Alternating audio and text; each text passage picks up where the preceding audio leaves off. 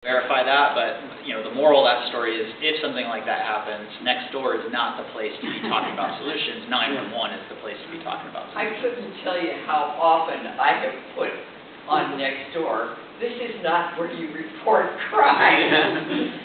Yeah, so convenient.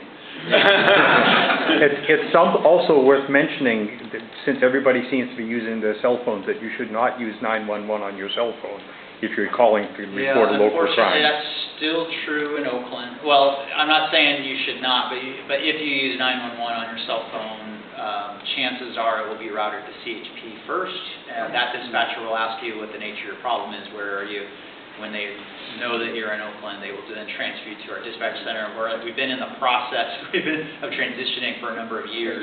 I won't pretend to know what the technical solutions are, but part of what Chris brought up is, there's a staffing and resource issue with that. Right. If we flip the switch and all of a sudden we got all 911 calls from all cell phones, the truth of the matter is that CHP filter system is probably assisting us at this point more than it's hurting. Isn't there a direct emergency number for cell phones? There is, and you think. And I don't remember it. I have it in my phone. I don't know it. Yeah. It's on the NCPC website under the important phone number. I have a feeling that if you have Karen say that one more time, she's going to lose it. But any of you who I have don't, very high tolerance. any of you who don't yet have it on your phone, you should put it on there. That's actually a great idea. Because in an emergency, 777-3211. Put the medical one in there as well. Yeah. 444 what? 1616 There you go. See, we all learned something. for the fire department. Fire department. 3211. Okay. Well, one observation there. The city is willing to post signs in the problem area during municipal code for homelessness to 27 and Northgate, and obviously they're willing to post signs about municipal code and problem areas, even if that also applies to the place that should be applicable to bicycles and such. It could be. I'm not opposed to trying to help you in your endeavor to gain the signage, but you should know that DOT has nothing to do with the police department. Mr. Russo reports directly to the city administrator. We've had signs that we would like to post about burglary things, and it's been challenging. I think that I'm not going to pretend to understand their rationale and their reasoning. I'm sure that it's completely logical. It just doesn't make sense to us right now. What's that? I like your bar there. Yeah, okay, yeah, and that's something, so that we all have contacts at BART. It would be very easy for me to get a hold of a BART commander, talk to the right person for that station, and then see what we can do. Maybe that would be something our council person could help us with. Or the board member for BART. Mm-hmm. I can contact DOT as well. Oh, sorry, I'm Mia Sandu. I work for Dan Cowell's office, formerly with the city attorney's office for about 5 years, so I did work with, should I call you Lieutenant, Captain? Tomorrow you can call me Cap. Today you can call me Chris. And also, if you remember Captain Anthony Trujillo, I also work with taxes, so PSOs, town halls, CROs. So I'll contact DOT, and I'm taking notes, and I will ask them what's up with the stencils, the signage, and I'll try to contact Mark as well, and see if we can get some signs from their office. So my card's up here. Okay. Feel free to contact me, email me, call my direct line. Thank you. Okay. Okay, perhaps we could have a report from Officer Mack. Thank you.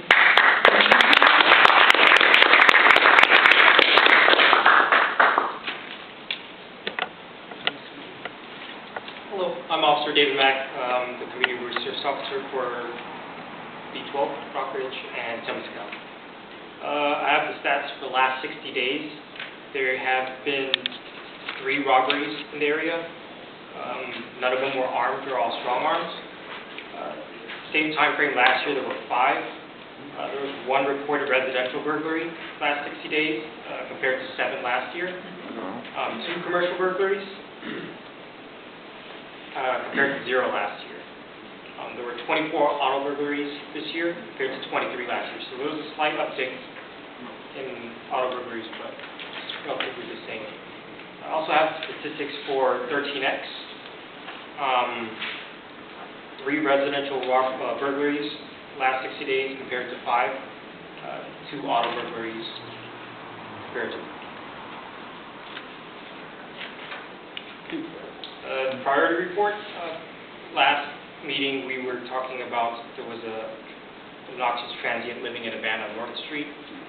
He no longer parks his van on North Street. Yeah, but what is the law on that? What if, say, somebody is sleeping, for example, now in Claremont and Clifton, their car parked in there, and there's people sleeping in there. Take my dog for a walk there, my kids in the park in there. There's people sleeping in their car in there. Okay. So what is the law in that? What do you do? So for me, when someone sleeps in their car, Oakland Municipal Code says you can't sleep in your car or you can't leave a car parked for more than 72 hours. What I'll do is go out there and I'll tell them, remind them about the code, and I'll place a nice bright orange sticker on the car. And you would 1 mile every 3 days. 1 mile every 3 days. Yes. So in a 1 mile radius, they cannot be for 72 hours, more than 72 hours. You just have to move your car for more than at least a mile. So they could drive a half mile down the street and a half mile back and park in the same place. There's probably not, but Right. people that do that Right. are there stationary for a reason. So we're taking Or that would you opportunity. have to move it at least a mile every, how many days, every day? 3. 3 days. 3 days. 3 days, 72 hours. So that's for all residents too?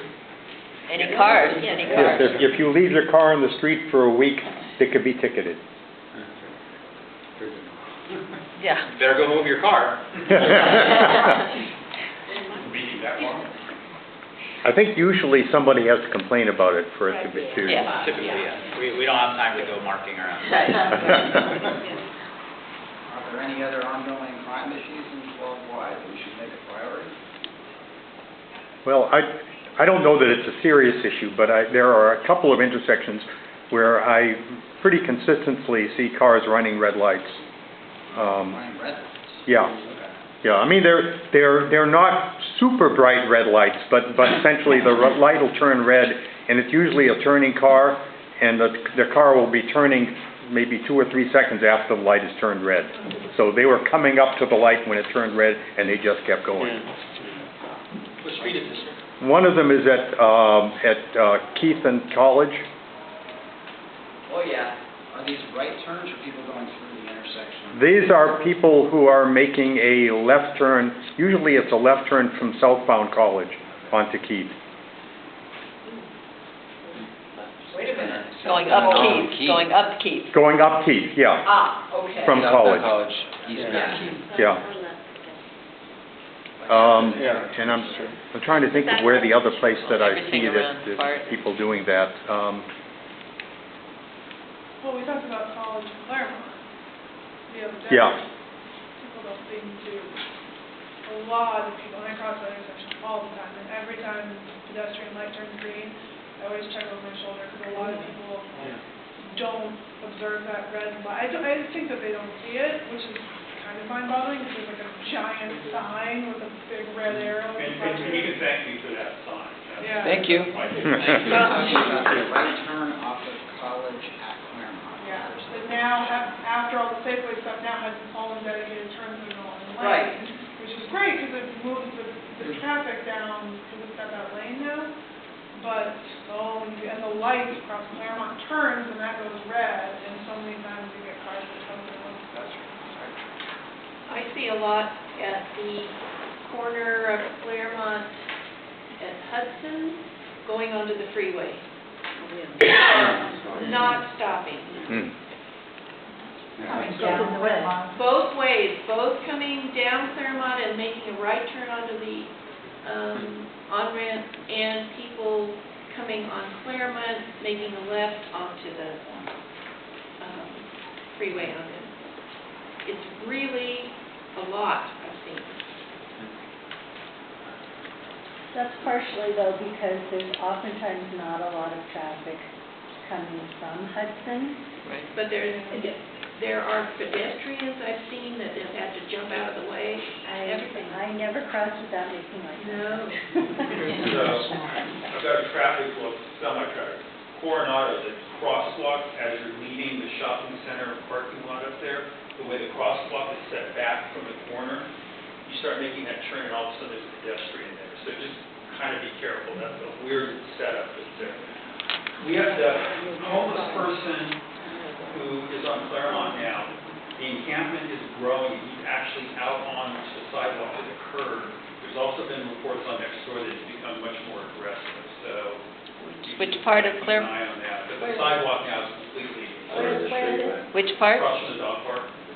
Where? Underneath the freeway. Under the freeway. Oh, I yeah. have been told there is not anyone living there, that the, He's sitting there right, he was sitting right over that the here. man has a residence, but that he's a hoarder, and that is And where. I've heard his he- social workers actually aiding and abetting him and Yeah. bringing some of these. But anyway, Yeah. that's growing, and this evening, he's sitting there on the curb, so the sidewalk is completely blocked. So just kind of keep an eye on that, because it is growing. Do you know where we're referring to? Right across from the dog park underneath the overpass? Someone cleared out all the carts.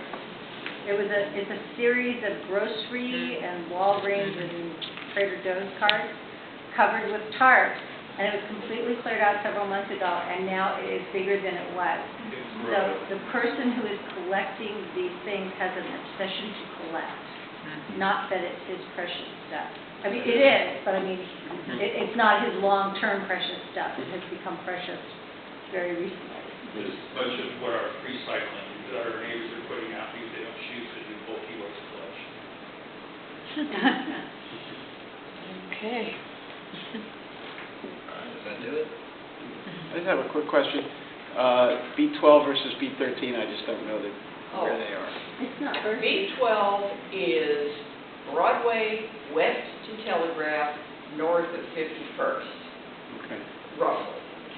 B13 is Broadway to Highway 13, north of, basically north of Moraga, Oh, thank you. and up to the Berkeley, but in both cases, up to the Berkeley border.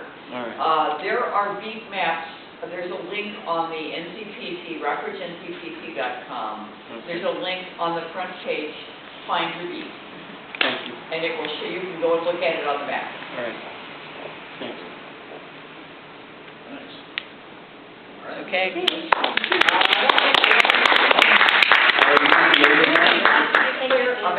I had one little announcement, just a thank you.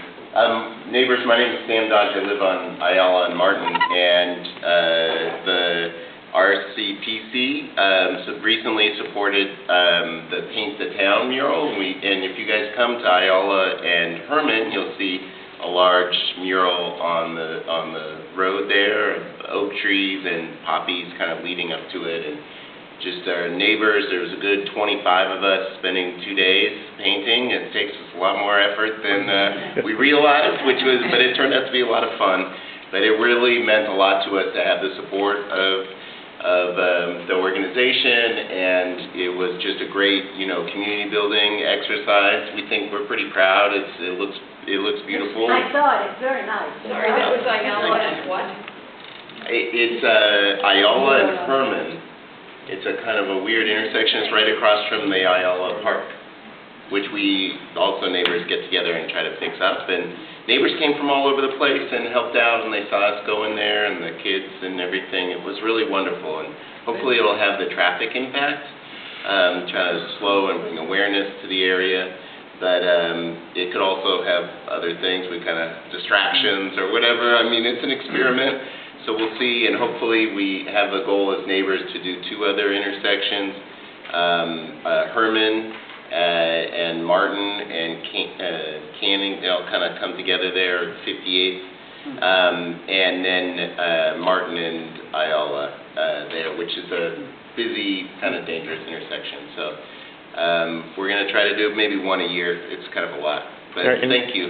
I believe that I heard that ODOT is going to be doing some studies on some of these, because they're happening other places in the city as well, and they're going to try and figure out whether they really are having any effect in terms of slowing down traffic. Oh, I have an announcement if you haven't heard. Gosh, this was maybe last fall. I live on Patton Street, right across the street from Chabot School, and there are bad issues there with people making U-turns because, you know, they drop their kids off and then they make a U-turn to try to go back on. It's very dangerous. Anyway, so there's room at the foot of Roanoke for a traffic circle. So I thought, okay, I'll make a proposal. And so I talked to the principal at Chabot School, and she got some other people involved. And then Joanna Bettinger, who lives on Roanoke, said the crosswalks there are terrible also. Crossing Chabot at Roanoke, there's nothing, and it's very hard to do. So we made a proposal. We got signatures, both hand and through the web, and we talked to Dan Cow, and that happened a while ago. And it took a while to get going. They made a proposal to DOT. It's been approved. That's what I want to tell you. It's been approved. It's not going to happen until late 2019, but it will happen. They're going to make it. It's going to happen. So I'm very happy. Good. Very good.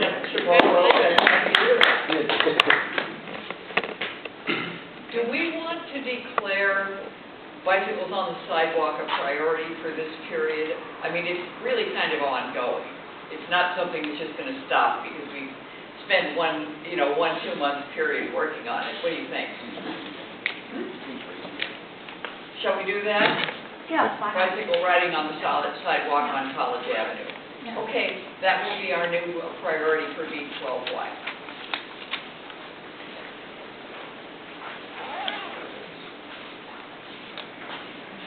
I don't think we have anything else on the agenda. All right. We've done the priority evaluation.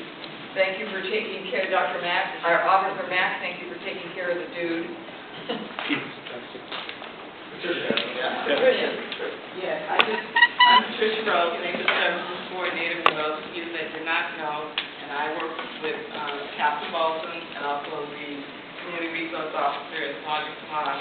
And I just have a couple announcements that I wanted to make sure everyone remember. National Night Out is coming up on August 7th, which is the first Tuesday, and we're shooting for, 600 parties this year. So if you haven't registered, please do so. If you register by July 20th, you'll be able to get free giveaways for the children. So please sign up. You can go to the website. We do have flyers where you can do that, or you can also call the number that's listed on the flyer. And also just wanted to make sure everyone's been talking about the different issues regarding graffiti, illegal dumping, homeless encampments, and so forth. Make sure you get the magnet that has the new numbers for Public Works.